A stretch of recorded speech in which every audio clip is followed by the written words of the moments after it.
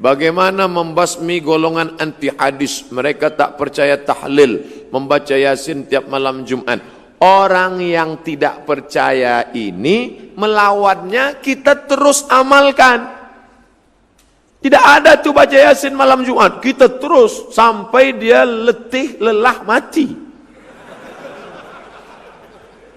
Man qara'a Yasin fi lailatin. Sesiapa yang membaca Yasin pada suatu malam, asbaha maghfuran lah. Waktu subuhnya dosanya sudah diampunkan Allah. Buka tafsir Ibnu Katsir, namanya tafsir Al-Quranil Azim, yang ditulis Imam Abul Fida Ismail Ibnu Katsir dalam muqaddimah surah Yasin. Di situ dia tuliskan, man qara'a Yasin fi lailatin, sesiapa yang membaca Yasin pada suatu malam, asbaha maghfuran lah, pada waktu subuh dia sudah diampunkan Allah. Kami ikut majlis Sayyid Usamah Mansi Al-Hasani Al-Maliki, murid langsung dari Habib Sayyid Muhammad bin Alawi bin Abbas Al-Hasani Al-Maliki di Makkah Al-Mukarramah.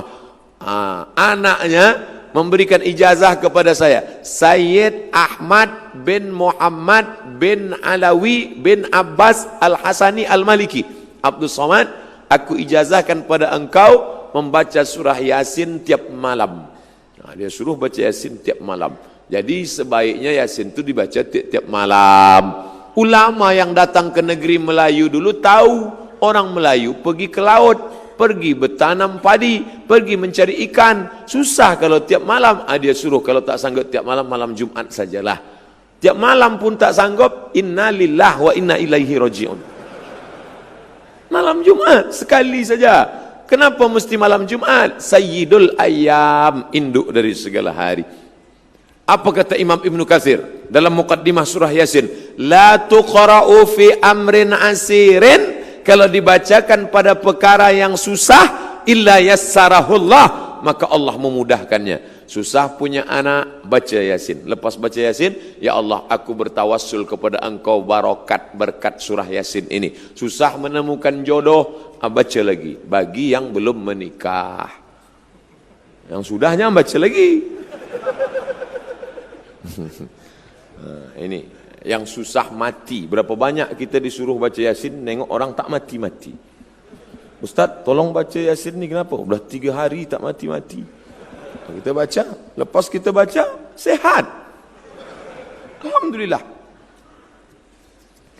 Apa hukuman dari Allah untuk orang sengaja memutus hubungan silaturahim antara anak dan ayah? Ini orang anak, ini ada ayah, tapi dia putuskan hubungan orang ini sehingga si anak tak mengenal ayah. Maka dalam Islam tidak boleh memakai bin. Ud'uhum li'abaihim, pakailah mereka dengan nama bapa mereka.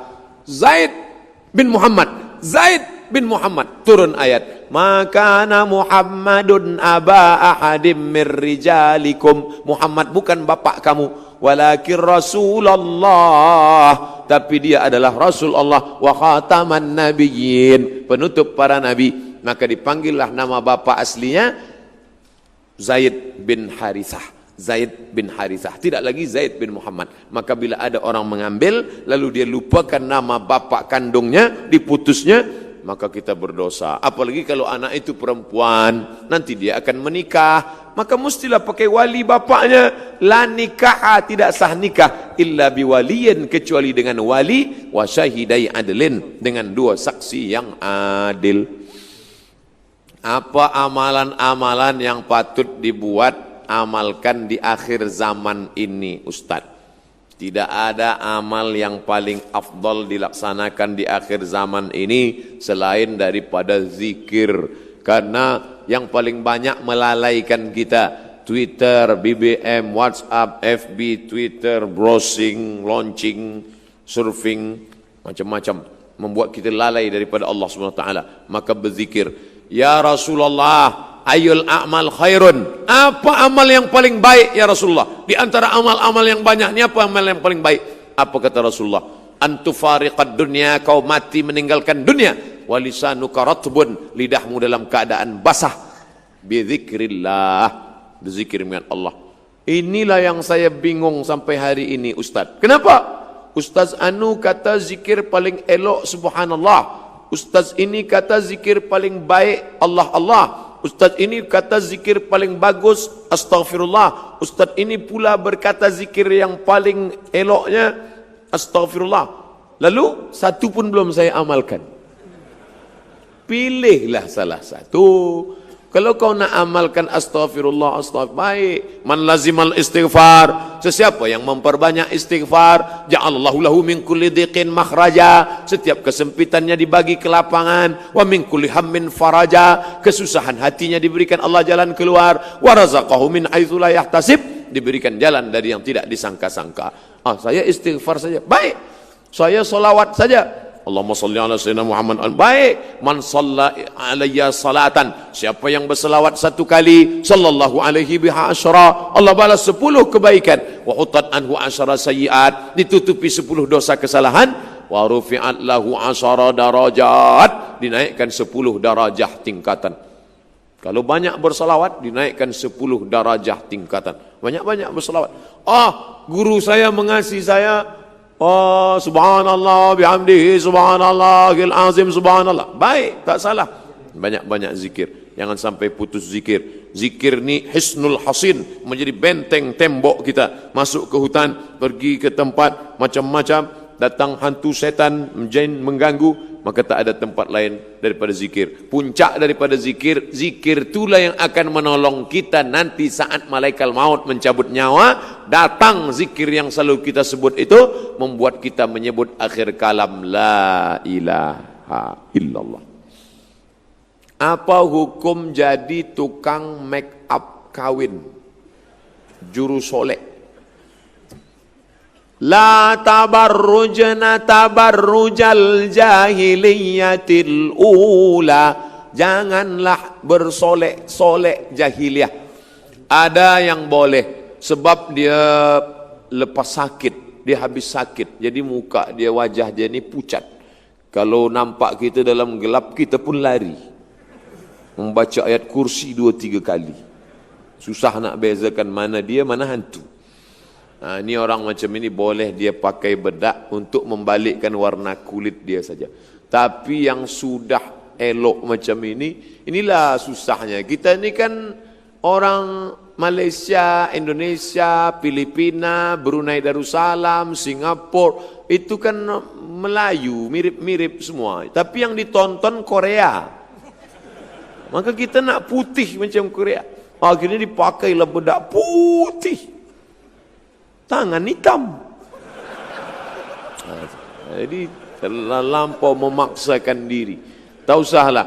Kecantikan itu bukan kerana cantik kerana bekas, cantik kerana habis berwudu, cantik kerana membaca Al-Quran. Itu yang mesti dijaga. Jadi sebaiknya perbuatan-perbuatan yang macam ini, andai pun dapat duit, tak ada barokah. Padahal yang kita minta ni barokah. Kalau minta akidah, salamatan fid din. Kalau badan, wa'afiatan fil jasad. Kalau ilmu, waziyadatan fil ilmi. Tapi kalau rezeki, wa barakatan fil rezeki. Kita minta barokah. Tak ada barokahnya. Duit itu tak ada barokahnya. Duit apa? Duit hantu dimakan setan. Ustaz Somad, semoga Allah merahmati Ustaz Syahlu Alfian. Amin. Macam mana kita mengenal Allah 100% ibarat tidak kurang tak lebih, boleh menjurus atau khusyuk mengerjakan solat. Bagaimana kita mengenal Allah? Mengenal Allah melalui sifat 20. Itulah akidah Asy'ari, Abul Hasan Al-Asy'ari. Wujud, qidam, baqa, mukhalafatul awadis, qiyamuhu binafsihi, wahdaniyah, qudrat, iradat, ilmun, ayat, sama, basar, kalam. Makanya dulu ulama membuatkan sifat 50, 20 sifat wajib, tambah sifat mustahil, tambah sifat jaiz, tambah sifat nabi, tambah mustahil bagi nabi. Itu ulama Ahlus Sunnah wal Jamaah supaya mengajarkan dia, karena Allah tidak berupa. Kalau dipejamkan mata nampak hitam, putih, merah, hijau, kelabu, itu bukan Allah. Walam yakul lahu kufuwan ahad. Dari mana dia tahu? Mukhalafatuhu lil hawadis. Banyak-banyak laksanakan beriman, beramal, berilmu, makan halal, Allah yang menurunkan khusyuk. Khusyuk itu bukan dari kita, dari Allah. Tapi yang menyiapkan cawannya kita, yang menyiapkan gelasnya kita. Kita siapkan dengan ilmu, Allah yang menurunkan. Wallazi anzalas sakinata fi qulubil mu'minin. Dia yang menurunkan sakinah, khusyuk ke dalam hati orang beriman. Boleh jadi yang berbicara khusyuk ini lebih tak khusyuk. Boleh jadi dia tidak tahu tentang khusyuk, tapi Allah bagi dia khusyuk. Kenapa? Karena hati dia bersih.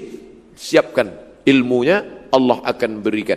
Tapi kata Syekh Ali Tontawi, khusyuk itu kata dia paling tidak connecting, tak putus antara mulut dengan hati. Bismillahirrahmanirrahim. Makanya solat itu mulut bergerak. Datang tabi'in bertanya kepada Khabbab ibnul Arth, ya Khabbab, ya, Nabi itu kalau solat mulutnya bergerak atau tidak? Kata Khabbab, Nabi kalau solat mulutnya bergerak. Dari mana kamu tahu? Bittirabi lihyatih, aku tengok jenggotnya bergoyang. Ini sekarang ada orang solat diam. Tak apa dia baca. Ajalah Allahu Akbar kabira walhamdulillahi katsira wa subhanallahi bukratan wa asila. Mulut dengan ini. Fahami apa yang dibaca. Saya tidak suruh hafal satu persatu, hafal artinya, enggak. Bila ada yang menghafal artinya baik, tak salah. Tapi kalau sampai dia tak hafal, tapi paling tidak dia paham. Inna salati wa nusuki wa mahyaya wa mamati lillah la syarika lahu wa bidzalika umirtu. At-tahiyatul mubarakatuh shalawatut thayyibatu lillah. Dari tempat wudu ke dalam masjid, jangan lagi tasbih. Tak boleh tasbih. Nabi melarang tasbih. Tasbih. Tak boleh tasbih. Kenapa? Merusak khusyuk. Dari tempat wudu tasbih, bukan tasbih, tasbih. Subhanallah, subhanallah. Datang orang sebelah kita nak bertanya, esok jadi macam mana kita pejabat? Subhanallah, subhanallah, subhanallah. Jaga hati. Qul amru rabbin nas, malikin nas, ilahin nas. Allahu Akbar. Macam naik kereta juga. Kadang-kadang udah agak-agak lari ke tepi, naikkan balik. Naikkan balik. Harus sentiasa waspada, harus sentiasa. Begitulah khusyuk itu dari awal sampai akhir. Selepas salat tetap juga kita khusyuk. Selepas salat tetap zikir, tak pernah putus. Nah ini, itulah mengapa dibuat tulisan-tulisan Arab, tasbih di tepi rumah, di tepi jalan, supaya apa? Mata melihat, telinga mendengar. Inna sam'a, telinga mendengar, wal basar, mata memandang, wal fuad, berpikir, merenung. Ini tiga ni tak boleh putus. Telinga mendengar, mata melihat, hati merenung. Nah, ini masuk dari telinga ke hati, masuk dari mata ke hati, maka melihat tulisan-tulisan cantik ini. Masya Allah, la haula wala quwwata illa billah. Apa bacanya? Entah, tak tahu. Fahiya ilal alqani fahum muqmahun wa ja'alna min baini aydihim saddan wa min khalfihim saddan fa aghshaynahum fahum la yubsirun. Surat Yasin.